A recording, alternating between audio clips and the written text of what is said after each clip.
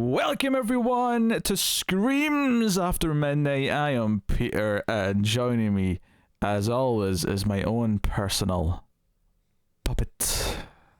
His name is Tim. Hello.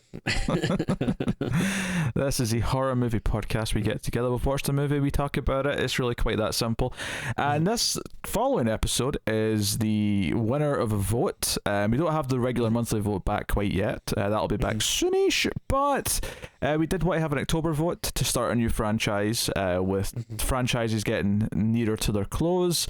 It felt like a bit of a tradition to start a new franchise in October.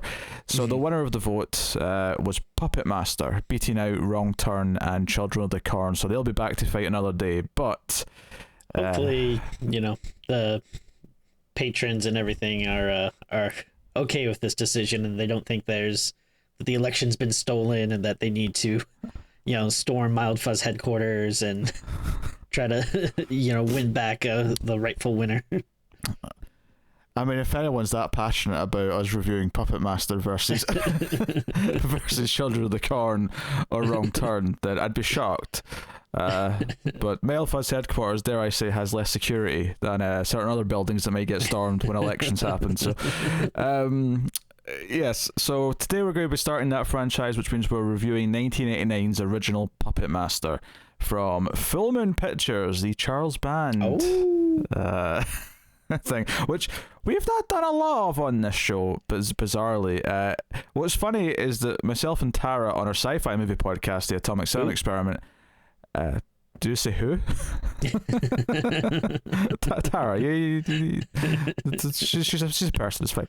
Okay. But on our bonus episodes, we went through the entire Trancers franchise, so we've actually done an entire 6-movie series from Full Moon on the Ace on the bonus episodes. So didn't we do Evil Bong on 420? We did do Evil Bong, and we did way back when there was other people. We did do a movie called Demonic Toys, which funnily enough fits into the same subgenre as Puppet Master.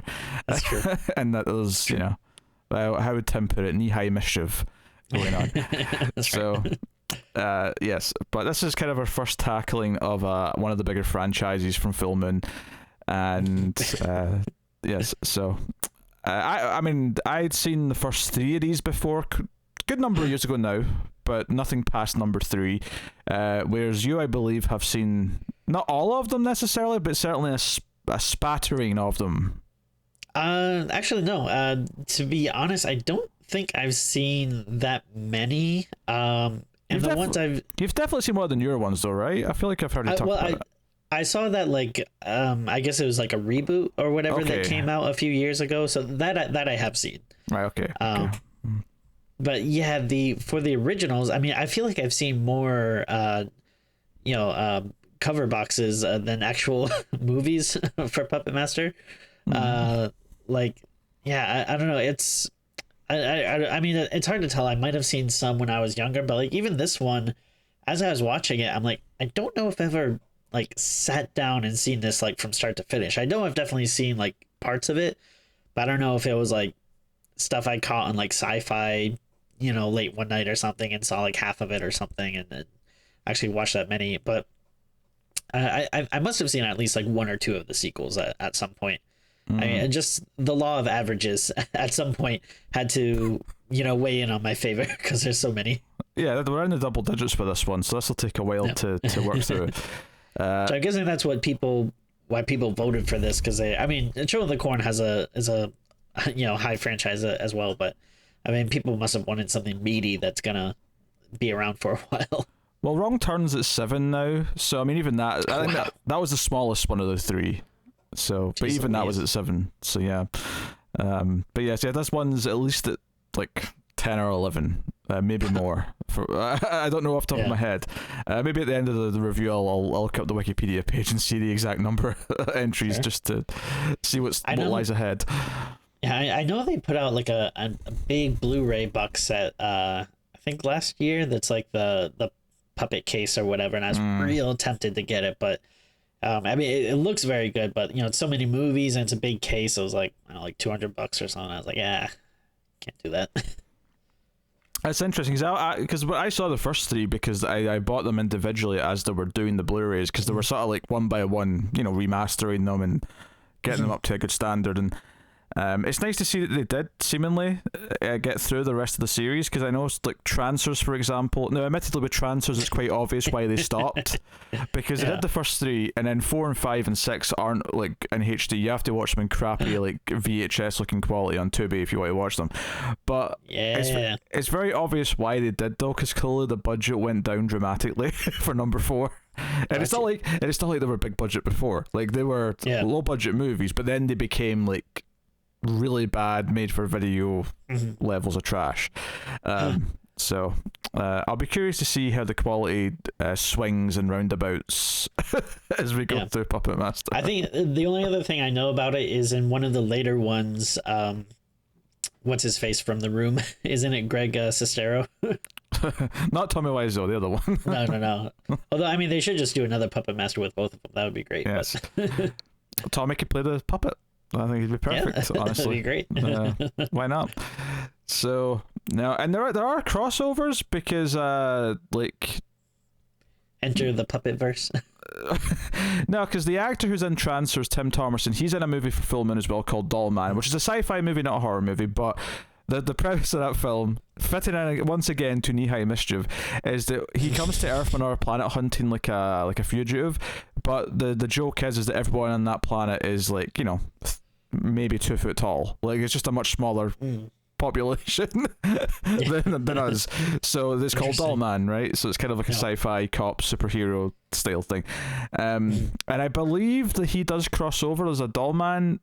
At least I think it's Dollman and or I think it's Dollman and Puppet Master. There may be a full-on one with demonic toys as well. I don't know. It sounds familiar. But there's something. There's definitely a crossover. At least one. So it's a whole thing. There's a lot to take in here. So we're going to have crossovers. We're going to have the whole shebang. So I mean, we're better to start than the first one. We'll start spoiler-free, of course, as we always do. We'll give you a warning before we go into spoilers. The basic premise of Puppet Master 1 is that the Puppet Master, the titular Puppet Master, is an old man in the 30s who locks away all of his beloved puppets, who we see in the opening scenes are alive to some extent. He hides them all in a trunk in a wall of this hotel that's on the Californian coast. They have these like puppet POV scenes where like the puppet's running, and I was like, how did they do that? Like, because it's not like they're like you can't have a puppet like holding the camera.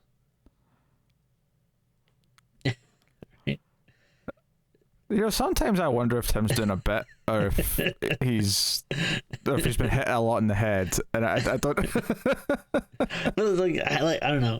I guess I gotta get the Blu-ray and watch a making of. But I was like watching. I was like, how the hell are they doing this? They get a small child, Tim. A small child runs around the camera. Oh, okay. Well, I have a small child. Tim's going to Puppet Master 14. I kid, of course. But he hides the puppets in the wall right before his death, and we skip ahead to present day, 1989. Good year, by the way, very good year. It's a great year. Couple years away from being good. Nah, it's a great year. It's a great year. The most important human being in the history of the human race was born on that year. So, no, I disagree. Brahms was not born quite yet. Brahms? No.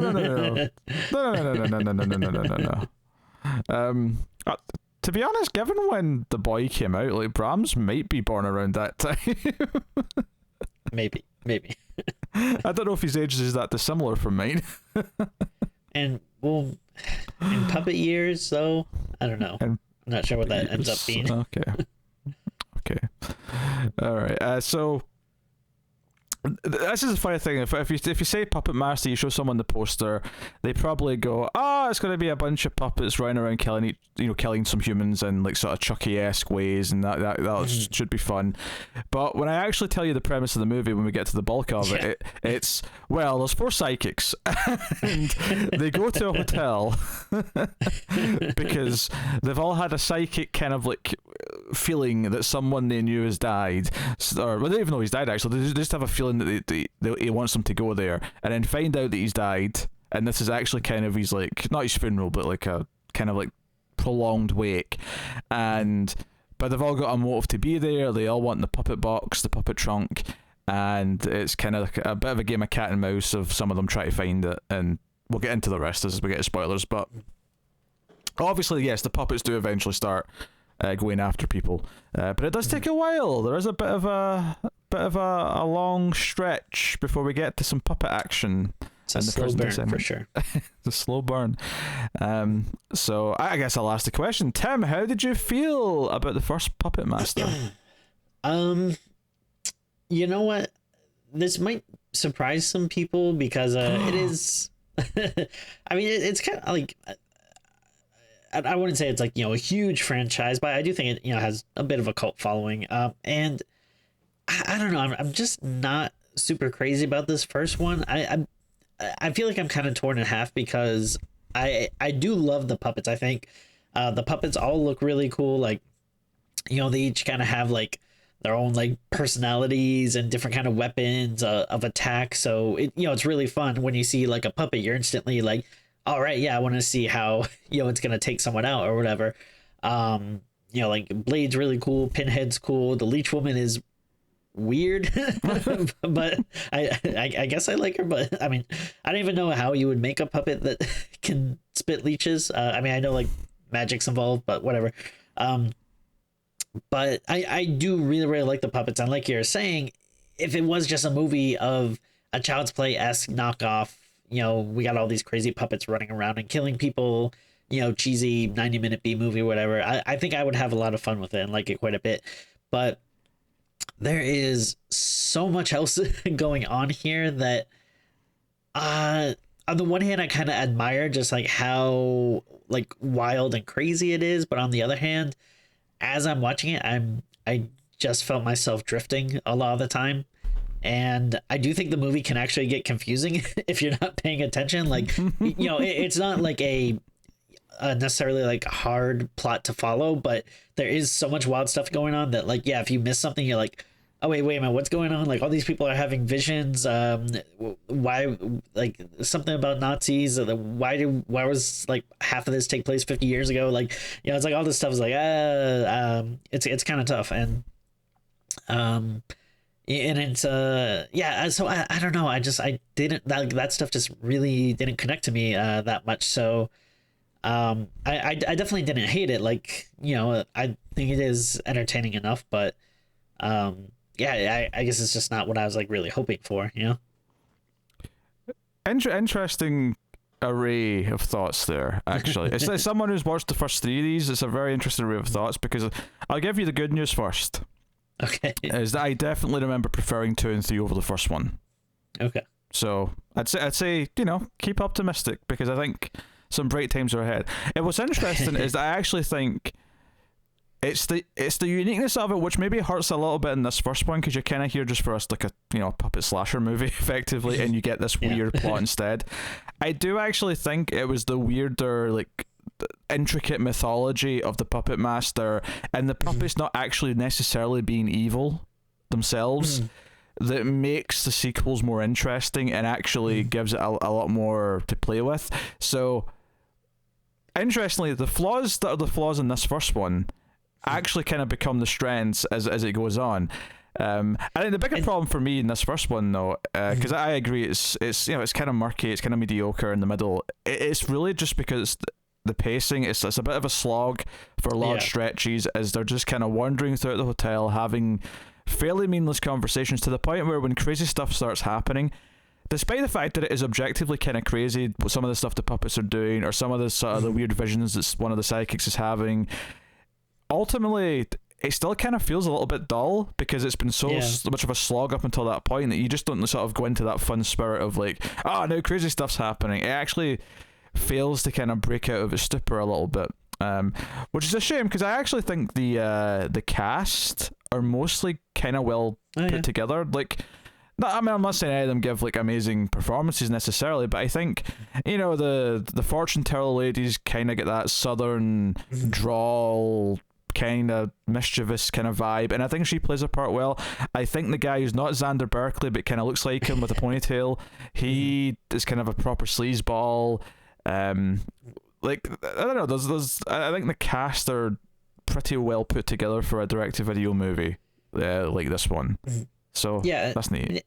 I think there's a lot of elements there which, if you like stood back and kind of just explained it in a broader term, it actually would sound like pretty interesting, and like, okay, yeah, that is kind of cool, and oh yeah, it like the idea of kind of like you were saying, like, yeah, it's not just like evil puppets, but there's all this kind of intricate mythology and psychics and stuff. Like, I do kind of like the wackiness of all that coming together. It's just that when you actually sit down and watch it, like you were saying, a lot of it does end up becoming dull because it is just a lot of them, wandering around this mansion and having conversations, which I gotta talk about the mansion real quick, because this, I like started cracking up.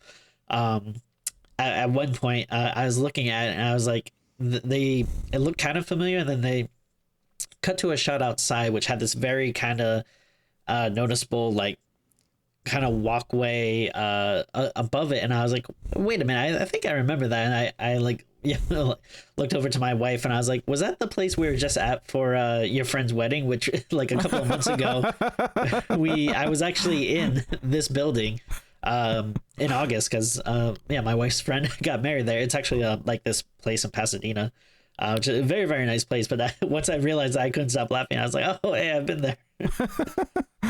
that's how timely that we ended up watching this now. That's kind of neat. This is nice to know it's still a functioning build. I assume it's still a hotel. It's I actually think it's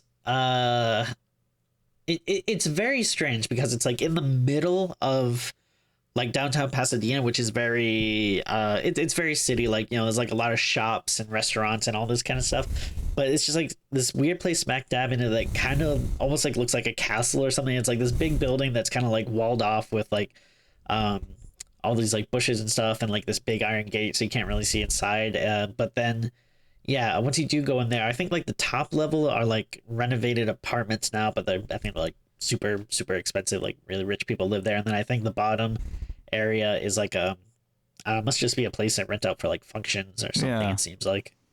Okay. It's funny because it looks fairly secluded in the movie because it's on this cliff. So I assume that if you just like look at it from a different angle, you'll probably see like parts of the city and stuff. Exactly. And it'll ruin the illusion. But at least in the movie, it looks like it's on this cliff edge next to a beach, and there's it's away from civilization kind of thing. The only thing that like so the wedding was outside because it has like this very nice like air garden area to it. But the only thing that really sucks about it is, again, it's like in the middle of the city, so as you're having like your very intimate like wedding, like there are people just walking by, like looking through the gates, kind of going like, oh, what's going on here? I did it. And like like I was kind of like sitting towards the back, and my wife was like a bridesmaid, so she was like up front. So you weren't that important in the ceremony then? You were not at all. Thank God. But I did hear like someone like as like the wedding was going on, I did like hear someone from the street yell out like, "Don't do it!" And I was just like, I don't think anyone else like really heard it, like, or if it wasn't like the wedding party heard it or whatever. But it's like, oh yeah, man, that's you gotta be careful. Hecklers at your wedding. You've done stand-up comedy. You've got a fear of heckling at the best of times, never mind. You don't want that. But yeah, that's if anyone, a pro tip to anyone getting married, I know sometimes like you'll see like, oh yeah, it'd be nice to have like a beachside wedding or this nice little restaurant, but like if it's near like a crowded street, like don't do it. Like it's just weird having all these strangers like looking on. Yeah, people walking past and you just hear one go, him? Yeah. Him? Like someone's like dog's going to the bathroom or something as like you're saying your vows, like it's just not worth it. Oh, I was not expecting such a personal anecdote for Puppet Master, but here we are. Here we are. So anyway, the movie drags. The movie like is really, and it's a shame because I think the opening scene is really good. The flashback scene at the start in the 30s or 40s. With the old man putting the puppets away. It actually, and this is kind of what I was getting at when I say that it's not just that the puppets are evil, it's kind of just based on who's controlling them, because the puppets are actually kind of sympathetic in this opening scene. And that's the other thing, is we get, like you said, there's all this POV of the Hook puppet like trying to get back up to the room in time, whilst the two Gestapo looking dudes are coming for the old man. And so like, what was he doing before that? Was he just like hanging out somewhere? maybe he was keeping watch. Maybe that was his job as a puppet. I don't know. But we see him sort of running up, and for the most part it's POV. But there's one or two fun shots where when a woman sees him, and he kind of like, he sort of throws his hands up, and they're like, "I got places to be, woman. Let me go." He runs past, but it does kind of make you sympathise with him a little bit. The old man seems to have a sort of heartwarming relationship with his puppets. So like it does feel kind of nice. But it already gives you POV stuff. It gives you people seeing the puppets. It gives you a sense of the shenanigans that might be part of what's going to unfold. And then when you skip ahead and we get introduced to the various sidekicks, and we'll talk about those characters a bit more in spoilers. Once they get to the hotel, though, it is like a good 45 minutes at least before the first puppet thing really happens. It's something like that. Maybe I'm misremembering one small thing, but like the proper antics don't start for a long time, and once they do, it does kind of feel like a little too late for it to like win you back over, because it is such a slog to a point to get there.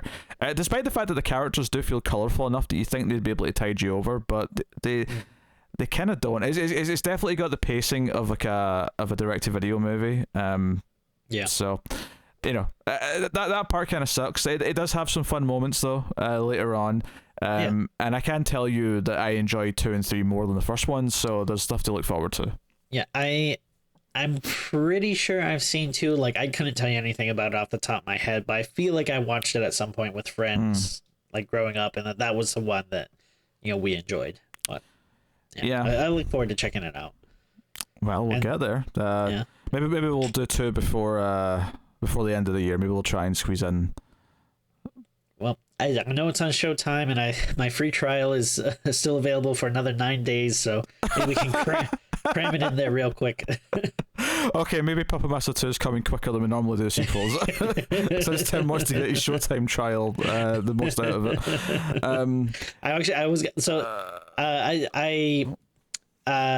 Subscribed to it real quick to watch Puppet Master yesterday, and then I was gonna cancel right after, but then I was like looking through, I was like, well, if I have it for a few days, it's October, I'm getting all my horror movies in, let me see if there's like some other stuff here I want to see. And I did pass by a couple of things, and I was like, oh, that movie Come Play, I wanted to see that. Grizzly 2, oh okay, that looks good. A few things. They have the Wrong Turn remake. I was like, okay, I haven't even seen all the Wrong Turns, but I did hear the remake's kind of interesting, so I was like, maybe I'll keep this for a little bit. I'm saving it. I'm saving it until we've done all 6, and then I'll view the remake then.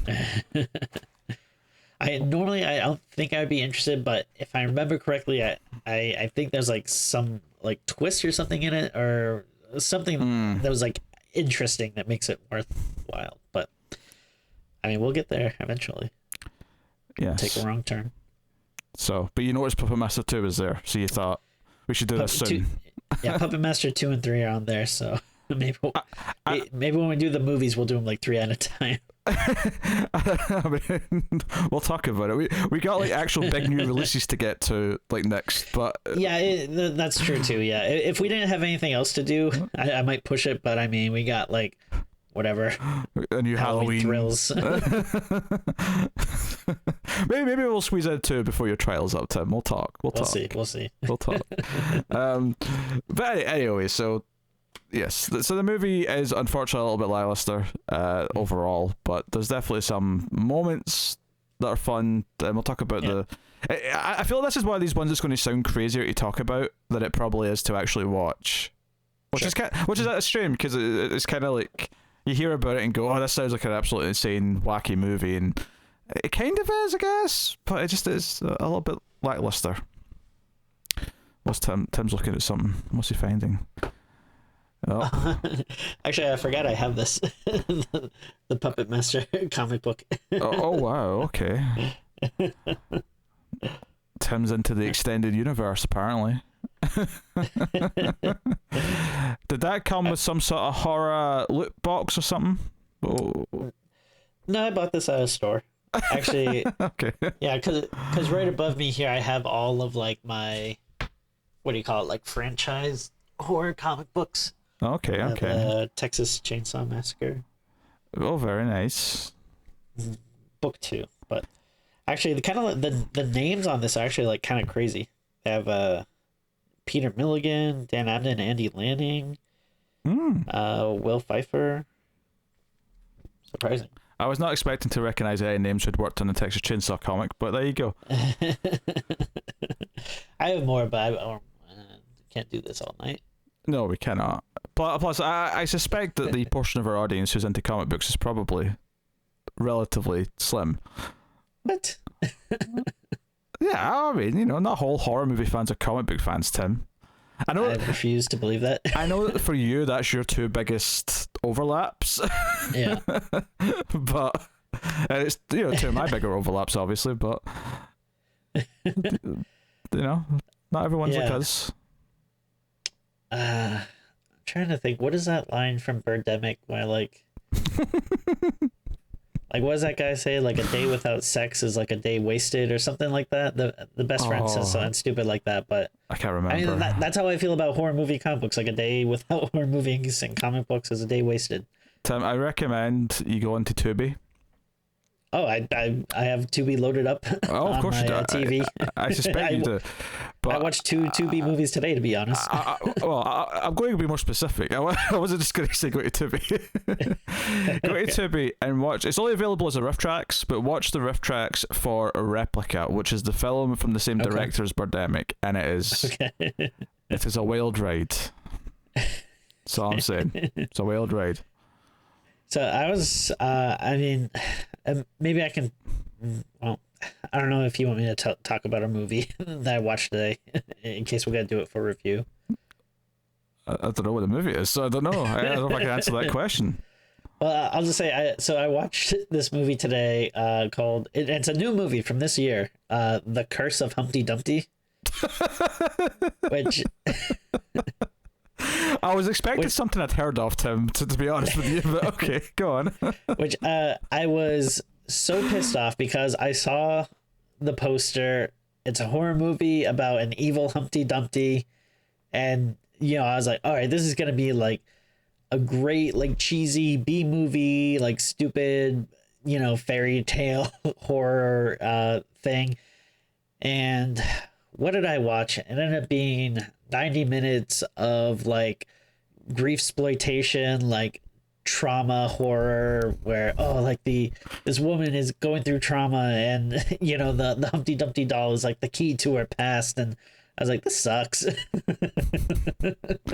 I don't think I've ever heard the phrase grief exploitation before, but yeah, I admittedly I didn't invent it. I saw someone on Twitter use it recently, and I just thought it was like such a perfect term for like the last couple of years of horror movies, which I feel like we've been getting so many like stuff like that, like I mean, and not that they're all bad, like a lot of them are quite good, but it's like, I don't know, just kind of getting sick of like every movie is a metaphor for trauma and getting over trauma and grief, blah blah blah. All right, we get it, come on.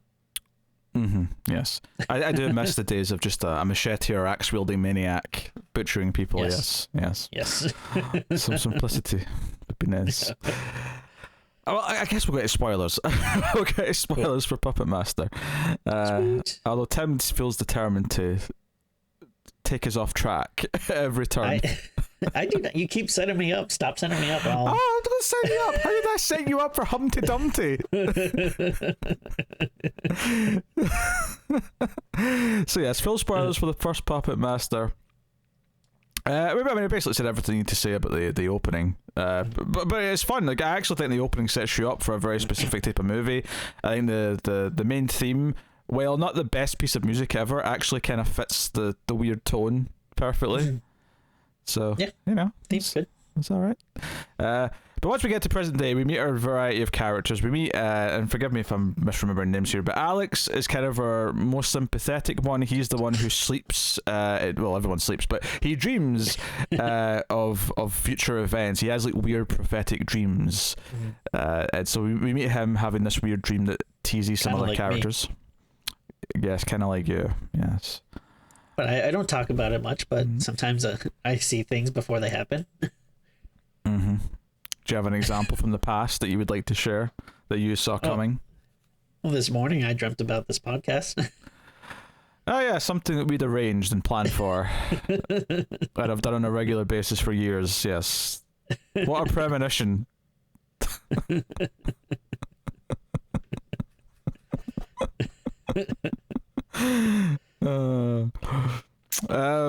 So we meet him. We meet the couple who are together. So sort of, you know, balding ponytail dude and his girlfriend slash wife. I wasn't sure if they were married or not.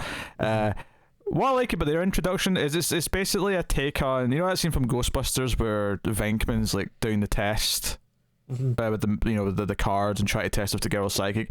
It's kind of like that, but the subject is just asleep. So this woman's asleep and she's in like a hospital gown, and our sleazy ponytail guy just starts like saying, "Oh, I'm getting things from her," and he starts describing, and they're all about her being naked, or you know, running around naked, or being erotic.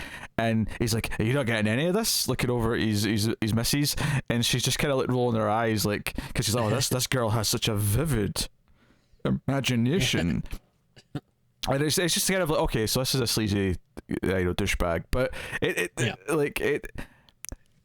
if anything, it's kind of weird because when the movie progresses and we get to know these two characters more, like, it's not that he's never not sleazy again, because he is. He has a sleazy look about him, but she ends up being like way more erotic. Like she's the one who has the power where if she sits in a bed or a bathtub or whatever, she'll see like parts of the history of it, and it almost always seems to do with sex. Like it's always like, oh, two movie stars had a wild night on this bed, she starts touching herself, or she does it again in the bathtub. It's like, oh, two lady Navy officers were spent their leave in this bathtub, and she's getting all,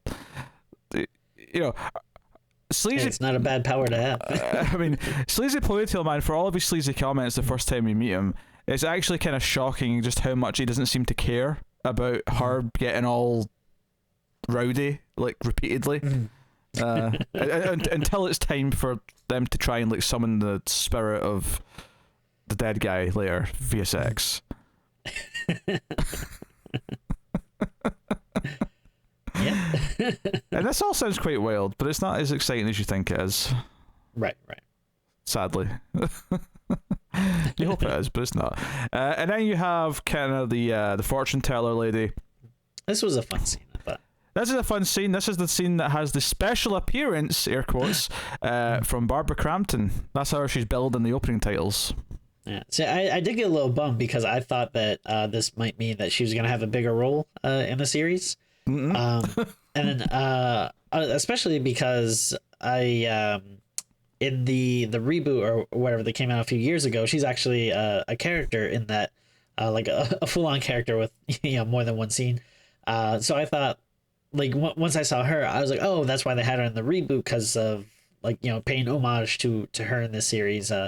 But yeah, I mean, unless she comes back like later or something, I was surprised that this was just her role. But always charming to see Barbara, though. She's doing great. She's doing great, yes. In 1989.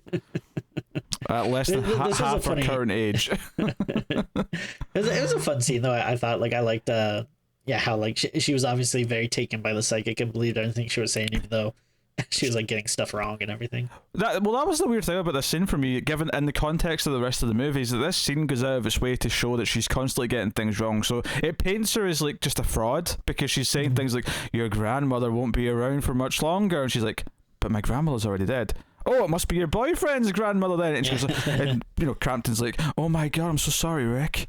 Like, and taking her very seriously, and Rick's a bit more skeptical of the whole thing. But it paints her as someone who's not good at this and doesn't have any real powers. But then the rest of the movie, like, there's nothing with her being wrong. She seems to know what she's doing. Everything's taken at face value. Like, this scene sets you up for, she is either a fraud or very bad at this. And then the rest of the movie does nothing with it. I mean, my only thought was that, like, I guess you wouldn't know this right off the bat, but, like, when I think about it later, I was like, oh, like, maybe she just really just did not like care about that couple. Like she just knows that, they're easy marks, so she can just do whatever and doesn't have to like use her abilities. But I don't know. But yeah, it's a little strange, but still a fun scene, I thought. Yeah, it's basically all I could think about later on is like it never came up again. But yeah, they all contact each other. They go to the hotel to meet the now widow of someone they all knew.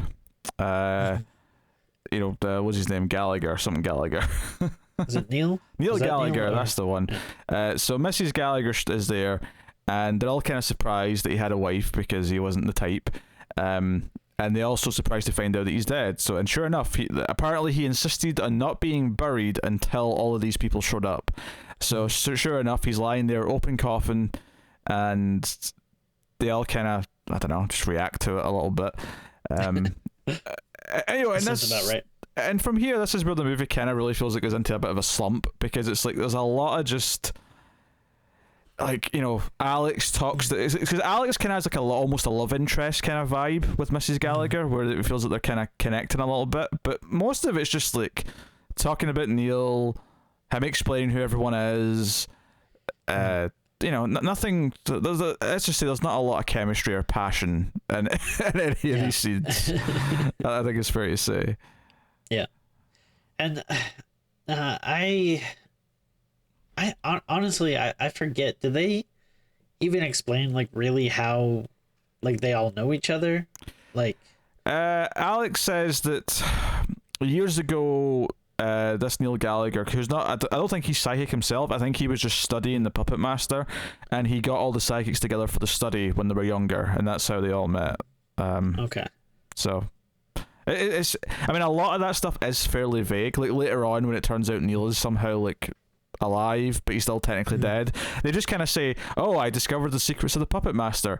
But did the Puppet Master have secrets of like being alive after dead? Because we didn't see that in the opening scene. Right. Yeah. We saw that he gave life to puppets. Like we saw that part, and we saw that he had like papyrus, and it came from ancient Egypt, whatever this power was. So I mean, and it's really tough because like not to complain or act like a sob story or something, but like I just I don't get much free time with my day now, so like I have maybe like like about like 2 hours of free time at the end of the night, so I sit down and like watch a movie, and my brain is just so fried from like working all day and then taking care of the baby and all this stuff that like if I'm sitting down and watching the movie, it makes it really tough to like pay attention if it's not like really interesting or grabbing you, so I feel like there's like probably like a lot of small details or something I missed there. But honestly, there's a good like I say 30-40 minute chunk, something like that here, that is like we've already said about the scenes with the flashback woman who has like the flashbacks to the sex scenes that happened in the bed and the bathtub. The only other interesting thing that really happens here is that the caretaker lady, who's very skeptical about everyone and kind of seems to hate everyone's there, there's a scene with her when she shows a fortune teller lady to her room that she is so kind of like curious and skeptical about her that she's spying on her through the keyhole. And the only really interesting thing here is that when it goes to the POV shot looking through the keyhole, this keyhole is like eye level pretty much with the actress inside the hotel room, and it does it a couple of times. It cuts back to her looking through the hole, and then it cuts again to the POV shot. In both times it does this thing where there's like a sort of circular vignette, and then it kind of like zooms in a little bit or whatever, and both times it why is this so high up? The key, it's not even like, oh, maybe the door's got a really high handle and keyhole. No, we see where the keyhole is. Like, it's at normal waist height. Maybe they put it extra high so no puppets could use it. And what's the other interesting thing that happens during this section? The fact that Mrs. Gallagher comes in and her dead husband's sitting in a chair at one point and it makes her faint. That's it. It's a little interesting. It's like, who did this? Who put him there? Kind of thing.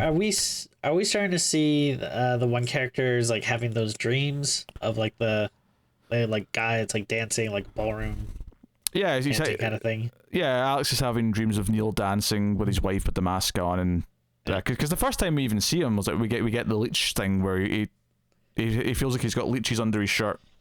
Oh, right. And there's like blood. So, I mean, honestly, the caretaker lady gets killed quite early on, but it's kind of a shitty death. It's the big puppet, the big muscly one, hits her in the head with like a fire poker. Oh yeah, that's I think that one is Pinhead. That's Pinhead. Okay, I never learned the names of the puppets. I'm impressed, Tim. You I mean, I have read the comic books. So That's why you know the names. Okay. I believe it's Pinhead. The one with like the hook hand and the knife and stuff. That's Blade. Okay. Which I feel like I knew that because I feel like he's always been like the really popular standout one. He's the main one. He's always been the one in the poster and stuff like that. And then there's Leech Woman, which is pretty obvious what her deal is. Yes. And then was that it? Or no, Drillhead. There's like Drillhead. Well, I think that's Pinhead. That's the same. Isn't that? Oh wait, no. Oh wait, are those two different? Yeah, there's like a muscly one with the big like shoulders. Oh, okay, yeah. And then there's the Drillhead. So Drillhead, Pinhead. He might be. Maybe that's who I was thinking of. Okay. Yeah. Okay, yeah. So big muscly guy, Pinhead with the drill. Oh yeah, then there's the one with like the I guess I'd say like clackety face. Oh, this is the one where the head split into three and it kind of spins. Yeah. I don't know his name, but I think we'll survive somehow. I think that's all of them, though. I don't think it's all in this movie. Yeah. Honestly, though, the one with the spinning face doesn't really get into much. He's just kind of there to react to he things. Just like makes expressions. Yeah. So. Yeah, but then the killings properly start once everyone's kind of separate that night in their rooms. It starts mainly with the couple who are going to do a sex experiment to try and connect with memories of Neil by having wild sex, which involves him having a pantyhose over his head. It's all taken very seriously. So basically, this is honestly the most notable thing about this scene, and you'd think it would be the fact that she gets killed, and then Leech Lady comes up and starts spitting leeches onto him, and he's still going, "Oh baby, what do you do?" Because he's blindfolded and tied to the bed. So there's some, like, oh, he's enjoying this comedy happening. It's so funny, but it like I can't help but think like, all right, you would have to know that there's a difference between your wife's normal human hand and then like a tiny like wooden puppet hand that's on you. Like, well, I assumed that he could tell the difference, but he thought she was being kinky with using like a doll to do stuff.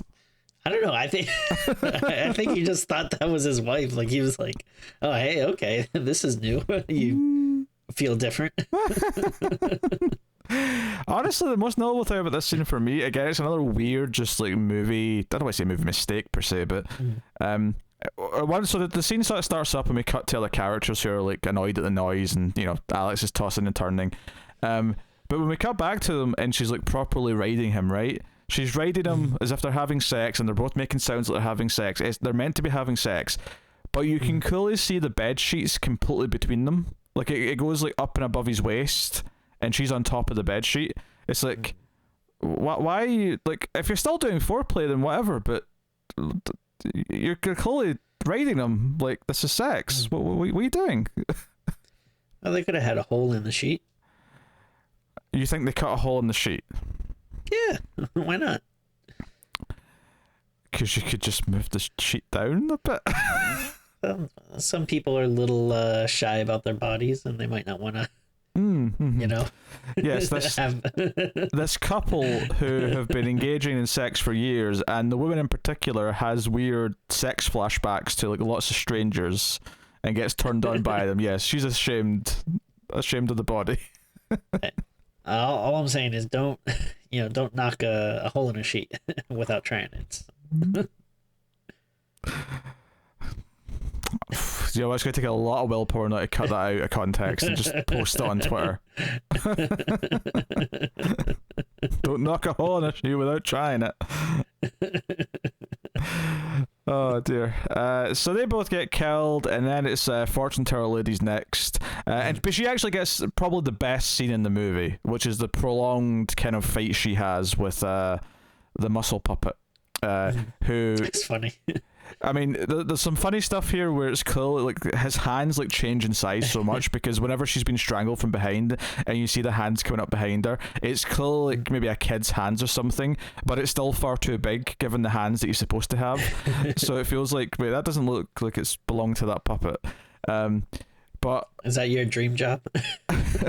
what? Strangling people? Yeah, strangling people on set for money. Sounds like something you'd be into. Oh dear. The rumors that are being spread, I don't like this. But there's a lot of stuff in this where, and this is going to sound almost cruel, but there is a kind of a humour to this puppet punching her in the face that happens, and it happens quite a lot in this. Yeah. And a big part of it is that the momentum doesn't look right, so it just looks really stilted. Like there's like almost like a POV shot from her with the puppet fist coming in, and it cuts to her just kind of reacting to the punch, and it looks really silly. She like throws him around a little bit. She crawls to the elevator. The reason why this one is more entertaining than the other scenes is because this actually is quite prolonged. It's quite a silly fight with a puppet that still results in her death. Which it's eventually, I think, Blade that comes in and finishes not the deed. vampire hunter. Not the vampire hunter, no. Although what a team up. But no, it's a fun. It's definitely the most fun. It's the scene that you think the movie's going to be made up of, right? When you hear about the movie, you think about what the movie could be. This is the scene that you're kind of anticipating a lot of it being. So what do you think is better, this elevator or the elevator in Speed? What's my parameters for judgment here exactly? Like if you were in a rush and had to get somewhere, which elevator would you want to use? I mean, I can't deny the elevator in Speed definitely dropped a lot quicker. Yeah. It's true. Not very safely, admittedly, but it did drop very quickly. If that's what we're judging this on. I mean, and also that one has Dennis Hopper spitting one-liners. It's hard to top that, honestly. It's true. Yeah. But there's an old-timey quality to this one. It's one of those old-style elevators where, from like the 30s and 40s that has the open kind of bars and all that. Have they made a movie called Hellevator yet? Because I feel like they should have if they haven't. I feel like you could probably make a reasonable bet that exists, but at the same time, there's a chance it doesn't, because I've never heard of it. Yeah. So I don't know. I'll have an answer for you, Timmy. All right. I'll have an answer for you. There's a couple of fake out dream sequences where Alex thinks he's been woken up by Mrs. Gallagher. Like, that happens like twice, and then she actually does wake him up for real, and they go to look up some stuff. Like, I think this is the problem as well, is that when things get going, it feels like it slows right back down again, like immediately. There's no momentum in the film. It's not even just a pacing thing. There's no momentum. That is the biggest problem with this. There's nothing driving it forward, which is a shame. I think, honestly, you could probably... I think this movie would be benefited so much if someone just took like an axe to it and just cut out like even just 10 minutes, but like, sure, here or there, just shorten scenes here or there just to make it all a bit punchier. I think it probably would help it a lot. But so I'd agree. The big showdown, which we're kind of already at, because not a lot of interesting stuff happens. All the dead bodies are sitting up in the dining hall, and Neil's there. He's walking around and explains that he is still dead, but he can now live forever as a dead man. And monologues a bit. Turns out he was just married this Mrs. Gallagher because she owned the hotel. He wanted to get into the hotel to find the puppet master stuff, and but he makes the mistake in this scene where he says he's sick of dealing with stupid puppets, and he throws a puppet to the ground. And this is when like Blade just kind of turns and is like, the hell he just say? What did he just say? And it's kind of this thing where it's like the puppets aren't necessarily evil, they were just doing their master's bidding, but once they realize he doesn't care about them, it's like, well, now you know what the end's going to be. The puppets are going to kill him. That's what the end of this movie is going to be. Yeah. No further thoughts, Tim. Well, I am. Here's my thoughts. So I do the idea of the puppets turning on him, and especially seeing like all the puppets like kind of descend upon him. I do think that is pretty cool, and I like that.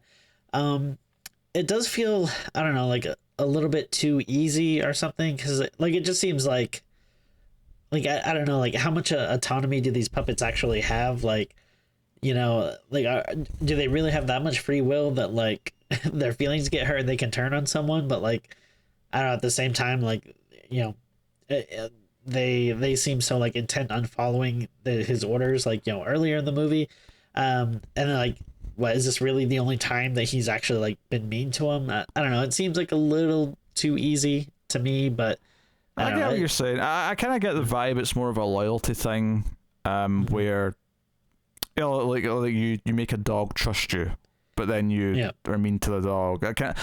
I guess I kind of see it like that. I think it kind of comes back again to this just needing to be cut down. It feels like there's not enough story here for a 90-minute movie. It feels like there's maybe not so much like a short like 25-minute Tales from the Crypt episode. It's too much for that, but maybe like a 45-minute thing that would fit into an hour slot anthology TV show episode. Yeah.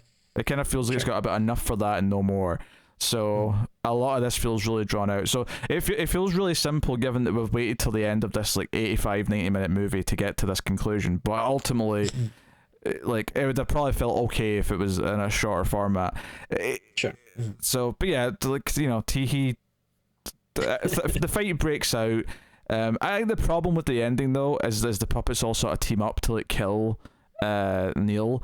Is that it's in the elevator and it kind of just happens as our main characters of Alex and Mrs. Gallagher just kind of watch without being able to do anything, and it takes a while. Like it's a long death, so it feels like they're just standing there watching without trying to do anything. So they feel so just tangential, and they feel like so auxiliary to the scene.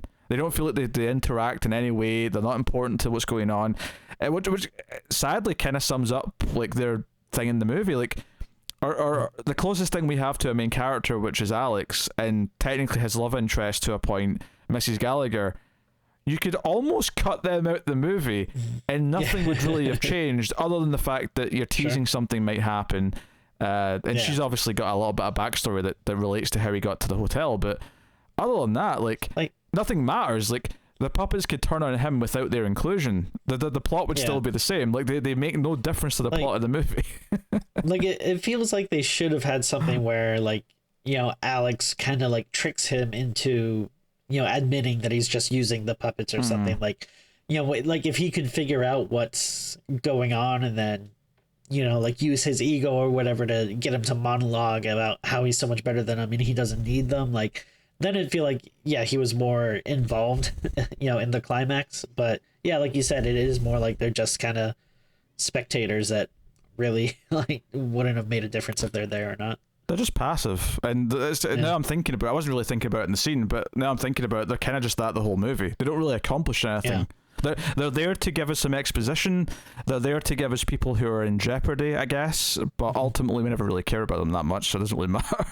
So I guess maybe that's kind of the fundamental problem, is that we don't have main characters we're kind of like caring about and rooting for. So they're very forgettable. I mean, like everyone else you mentioned, like they stand out in your mind, like because they all have some type of personality trait or something. Like, oh, the one guy is sleazy, the one girl's horny. The like maid caretaker lady is uptight. Like everyone has like a little something to them that kind of makes them pop and are a little more interesting. Well, these two are just very dull, and I really don't feel like they do much. Yeah. So the actual death, I mean, I was getting ready to critique it because I was like, "Where's the blood?" As the drill head is drilling into him. However, then I realized, oh yeah, he's been embalmed. This is a corpse technically, so it's the yellow embalming fluid that's coming out. I was like, okay, that's a nice bit of detail. I'll give it that. And now, these. Do you think, like, do these puppets, they also must have, like, kind of, like, magic powers, too, a little bit, right?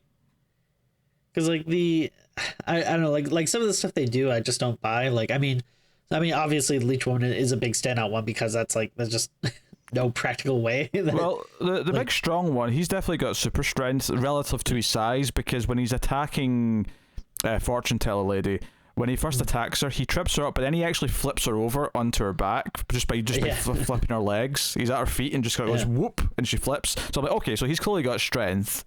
And the big thing that's making me think about this too, though, is like this end fight here when he's kind of like trying to escape through the roof of the elevator, and he has his like hand on there and blades there, and he cuts his fingers off. Like, he is so tiny, and like his little knife hand is cool, but it's so small that like even if it's really sharp, like I couldn't imagine it, being strong enough to like cut off your fingers in like one fell swoop. So that's why I was kind of thinking like, all right, but whatever, if we're playing by magic supernatural rules, maybe it's stronger than it looks or something. I think you have to accept that they're all strong for their size.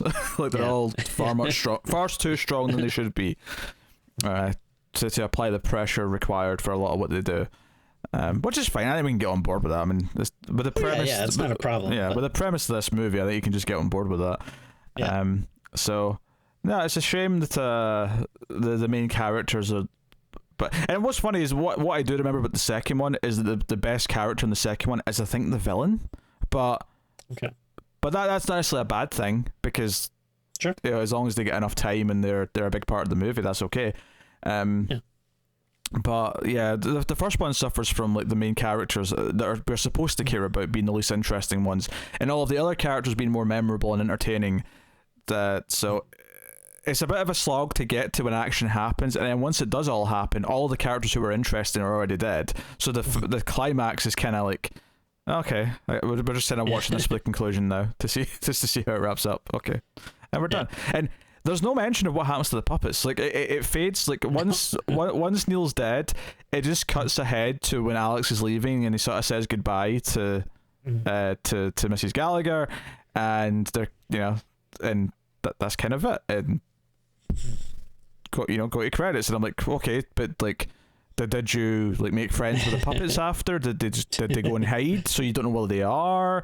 And I'm sure the second movie might delve into this. I can't remember, but at least from the context of just the ending of this one, I'm like, well, what did you do with the puppets after, if anything?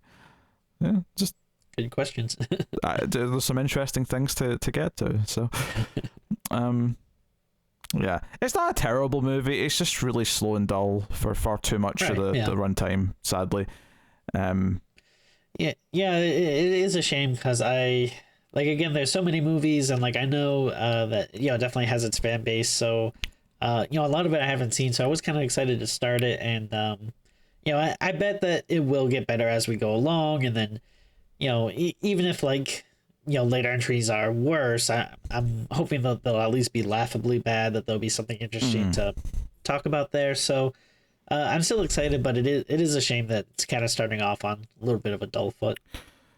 Yeah, I mean, I remember the second one, like, when I mentioned the villain being entertaining, I think I remember it having like a mad scientist kind of vibe. Now, not that he's necessarily a scientist per se, although he might be. It's been a while. But I remember that having that a little bit of an Invisible Man kind of quality. Cool. So I'm looking forward to checking out the second one. But as for the first one, we shall rate it and be on our way. So Tim, what are you giving Puppet Master? So I think at the very start of the review I said that I was kind of torn but between the movie, just because I like the puppets and everything, but then I mean at this point being a dead horse, but like the rest of it is kind of a slog and a bit of a chore to get through. So I do feel like I am kind of like right down the middle, where like it's I don't think overall that it's like a bad movie, but it's not necessarily great. There's a lot of elements that are just a little boring or forgettable, but then there's also some stuff that it was very memorable, like especially all the puppet stuff. Like, the puppets do all look cool, and every time they're on screen, my interest perked up. I was happy to see them. I had fun with that. It's not like a ton of deaths, and some of them could be better, but there were some cool, memorable ones. So yeah, like it's not good, I think, but it's also not bad. So again, I'm feeling like I'm just kind of right smack dab in the middle. So I think I'm gonna give it a just a straight 5. Yeah, I'm kind of in the same ballpark. I would say that there's some entertaining characters who are just spread a bit too thin, but the puppet stuff is mostly entertaining. But again, just it needs to be tighter. It needs to have more momentum. So I think I will probably just go a smidge low. I think I'll maybe go with a 4.5, which is just a little bit lower than I think I rated it the first time. I think my patience for it was just a little bit lesser on the second viewing, but I am looking forward to checking out the sequels because I remember, and you know, the third one's like a flashback sequel, like set during World War II. So, I mean, like, you know, the little flashback that we got here has me intrigued, so I do kind of want to see what was going on there. A lot of interest. And the old man, actually, the actor in that opening scene, he was in National Lampoon's Christmas Vacation. I love that. I knew his face from something. I knew his face. I love his voice. He has a very, and it's a bit more subdued in this, but he has like a very, like, interesting, funny old man voice. I think. I believe he is also in Tales from the Dark Side movie. I think. Oh, very possible. He's been in a bunch of stuff. Yeah. You know, he passed away in the mid-late 90s, but he was in a lot of things in the, you know, 70s, 80s, early 90s. Yeah. You know, he's got one of those really distinct old man faces and voices. So that's kind of neat. Yeah. That's kind of neat. So, yeah. Okay, so there we go. We've started another franchise. We've got another long... And you know what? I am far more optimistic about the sequels for this than I am Hellraiser, which we're going to have to do the 8th Hellraiser movie soonish, and I'm not excited about it. Oh, I am. So... I keep saying that's a video game one, and hey, let's face it, we're gamers, so we'll probably like it. Oh yeah, because video game movies have had such a good track record. As we're both like terrified of what this new Resident Evil movie is going to inflict upon us. And but yes, that is Puppet Master. Tim's going to pose for the thumbnails. So Tim, prepare yourself. 3, 2, 1, pause.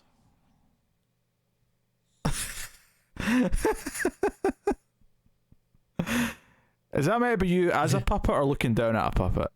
I'm looking down at a puppet. Okay, you're looking down at a puppet. All right. Just glad we got that cleared up. Okay. I will take this time to thank our Patreon producers for the month. So thank you to Tyler Hess, Cindy Palacios, David Sharp, Boardnow, Al Treisman, Christopher Moy, David Brown, and Stanley. They are all our producers on Patreon for the month. But you can support us for as little as $1 per month on patreon.com/MailFuzzTV and keep all the content coming. And there's regular Screams perks, which are not back yet, but once we are back to a regular schedule, you'll see a return of those in the not too distant future, but go over and have a look. And you can of course support us for free by simply liking, subscribing, dinging the bell for notifications, commenting your thoughts on the movie down below if you're on YouTube. If you're listening to the audio version, give us a 5-star rating and review on iTunes or whatever podcast app you happen to be using. I know Podcast Addict has one as well, so always fun to see the reviews pop up when they do appear. So how about the Patron Master? How about that? The Patron Master. Is that a new tier we'll have at the Patreon Master? There's no perks or anything. You just get the title of Patreon Master. Only one person can have it at a given time. Yeah. I'll just charge a fortune for it. Yes, that's a genius idea. Genius idea. So yeah, do any and all of those things to support the show. Get us on Twitter at ScreamsMidnight, which has updates and also random weird tweets that Tim sometimes puts out.